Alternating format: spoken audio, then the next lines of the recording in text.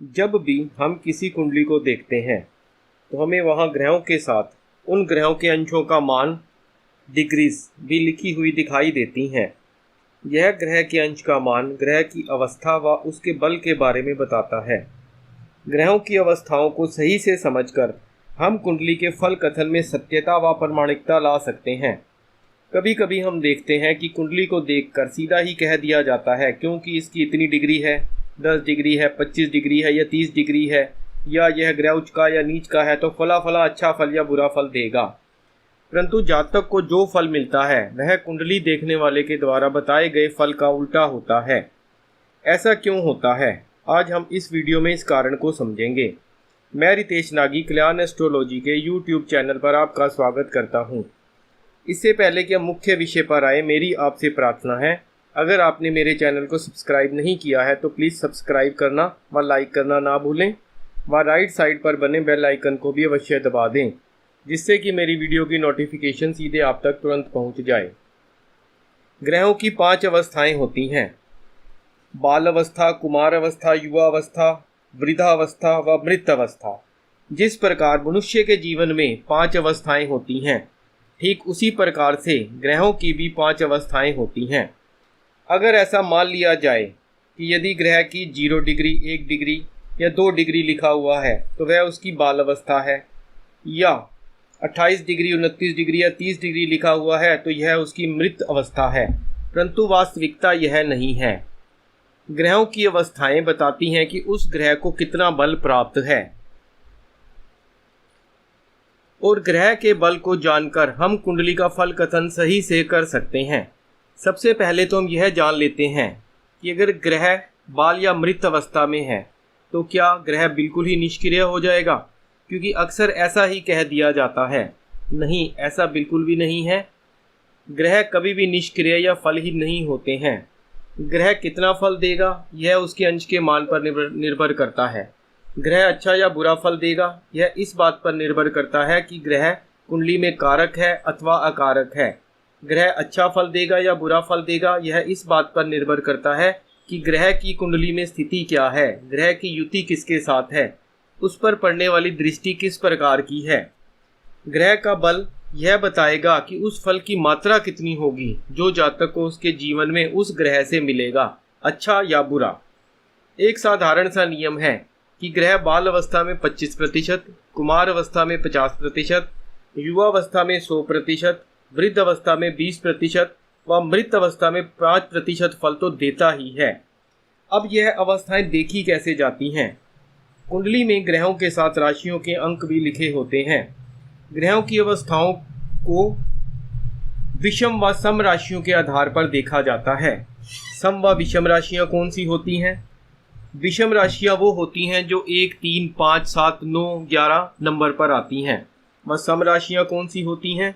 जो 2, 4, 6, 8, 10, 12 नंबर पर आती हैं। विषम राशियां कौन सी हैं? मेष, मिथुन, सिंह, तुला, धनु, कुंभ। सम राशियां कौन सी हैं? वृषभ, कर्क, कन्या, वृश्चिक, मकर, मीन। ग्रहों की अवस्थाओं को प्राप्त बल विषम व सम राशियों के आधार से इस प्रकार से देखा जाता है। जैसा कि आपके सामने जो चार्ट दिया हुआ है, जो टेबल दी हुई है, इसे देखकर आप बड़ी ही आसानी से समझ सकते हैं कि विषम राशियों में जो बाल अवस्था है वह 0 से 6 डिग्री तक मानी गई है।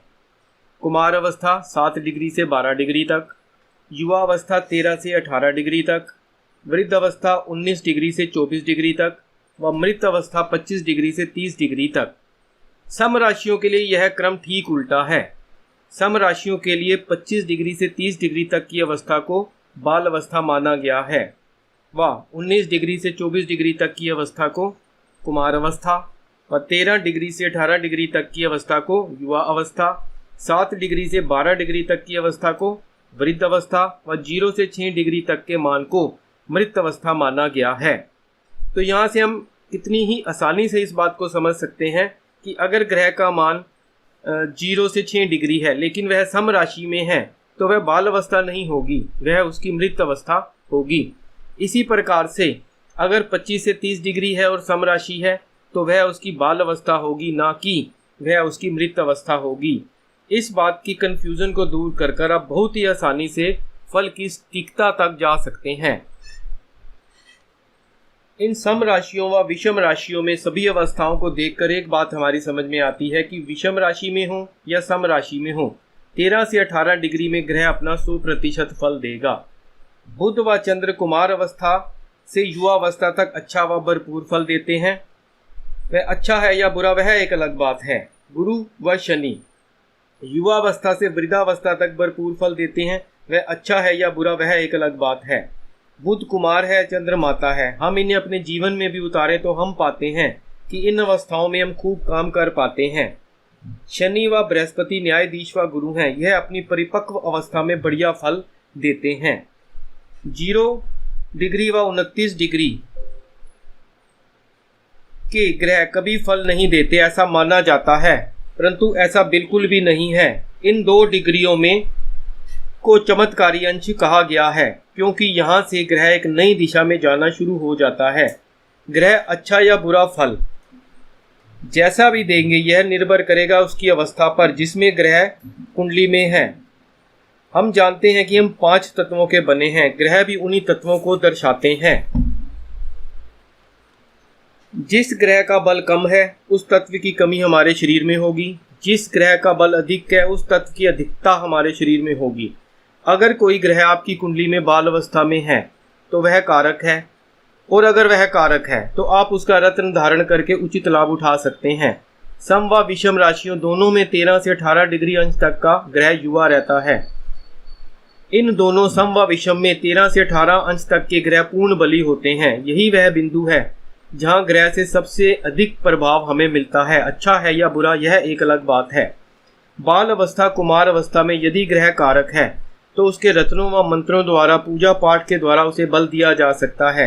यदि शनि मकर राशि में है 25 से 30 डिग्री के बीच में, तो यह उसकी मृत अवस्था नहीं मानी जाएगी, यह बाल अवस्था होगी। आप शनि को बल देकर उसका भरपूर लाभ उठा सकते हैं।